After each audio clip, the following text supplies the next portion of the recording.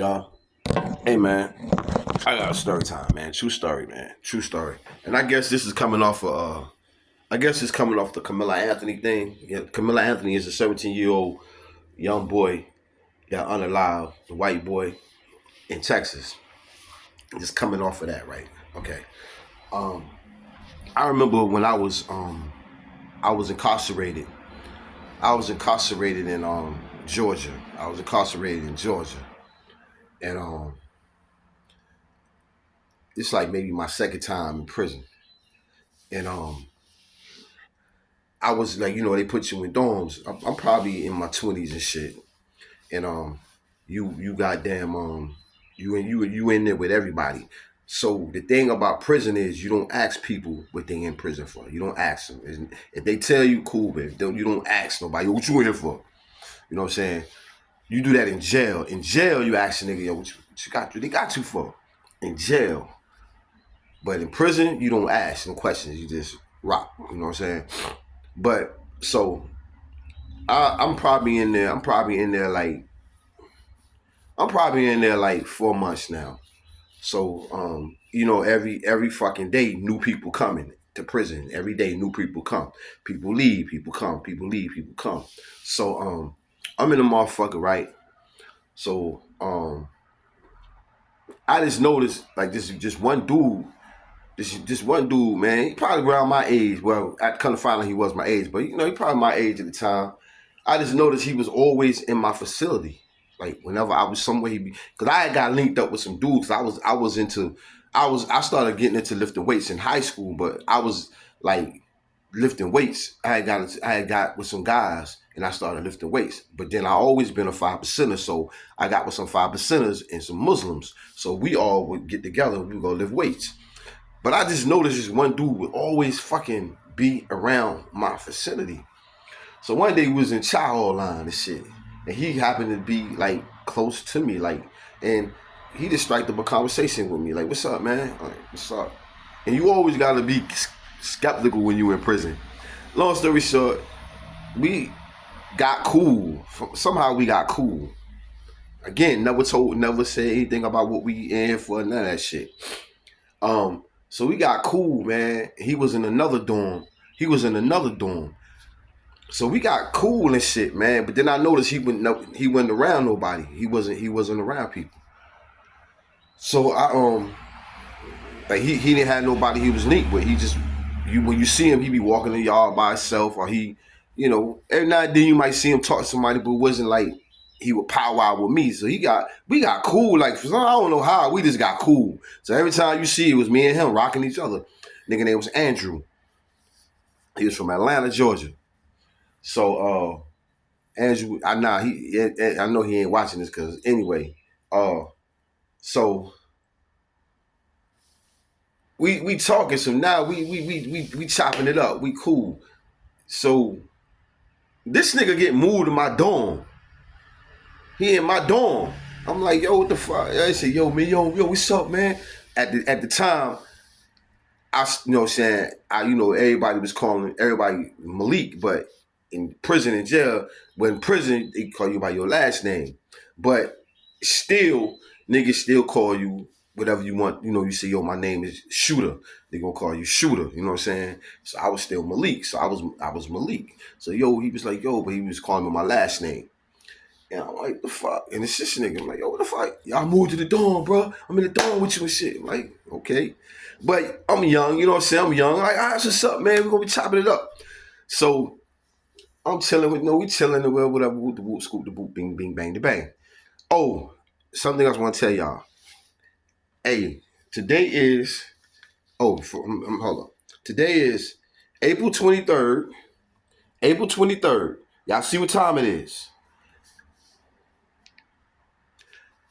Whoop the whoop, scoop the boot, bing the bing, bang the bang is officially my words. These mine. So y'all hear anybody saying it, let me know. Copyright infringement. I'm officially copywriting whoop the whoop, scoop the boot, bing the bing, bang the bang. I'm officially copywriting it.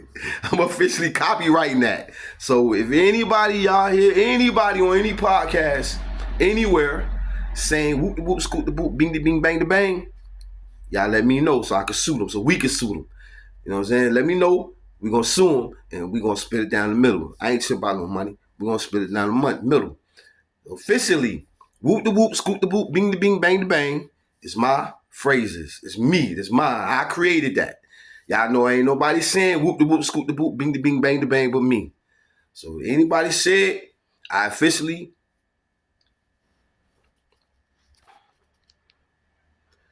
April 23rd, Wednesday, 2025, have officially trademarked whoop the whoop, scoop the boop, bing the bing, bang the bang. All right. So anyway, what I was saying? Oh yeah, so we got cool and shit, whatever. So we in the dorm and shit, right? All right, boom. Um, he, you know what I'm saying? I had a room. I had a celly and shit, whatever. He had a celly, whatever. So we chopping it up and shit, man. Going to breakfast together. Not together. Pause. Going to breakfast. We happen to meet up, link up, and go to breakfast, lunch, all that shit. I was on a road squad. Anyway, he was in the dorm. Again, he never talk about nigga life, never talk about what he in here for, none of that shit, right?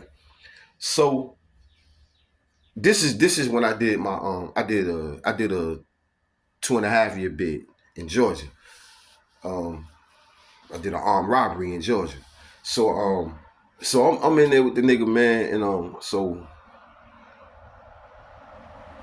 he goes, he said, yo, this is the first time, like, this is not the first time, but this is the first time in Georgia I was introduced to Bloods and Crip Bloods in Georgia, because I didn't know Bloods was in Georgia. So he said, yo, man, I need to talk to you about something. What's up? He go, yo, man, these dudes, man, whoop the whoop. He said, whoop the whoop. I'm like, nah. He said, they ain't doing boom, boom, boom, boom. I like, nah, I don't know them niggas. So then he was like, I'll show them to you. He said, but man, you gotta, man. He said, man, you gotta help me out, man. You gotta watch out for me. I said, what's happening? Now remember, mind you, I'm a Muslim and I'm a 5%er, so I got backing from the Muslims and the 5%ers. So I'm like, what's happening? So he go, yeah, man. They trying to get me to be in this gang. I said, what gang? I was we talking about? He said, the Bloods. I said, Bloods? I said, they got Bloods down here? He was like, yeah, because I know about the Bloods, 9 Trey Blood. I told you, niggas when I was in Rikers, 9 Treys had started when I was in Rikers. So they was trying to out there get me to be a 9 Trey in Rikers. So I'm sitting like, cause I went to Comstock, so I'm sitting here like, yo, I'm really young, and I'm like scared to death. I ain't gonna even lie to y'all. I'll tell y'all about that story. That's another story. But I'm like, Bloods here? So I'm gonna say, where they at? Cause I'm trying to see, do I know any of them? Cause the only Bloods that I know in my mind are California Bloods and Bloods in New York. And I don't know no California Bloods, but the Bloods in New York, I kind of knew. And he was like, yo, it's the one of the dudes from New York. So I was, yo, show it to me, so I might know him. So we go in the yard, and he showed me the dude. He's like, him right there.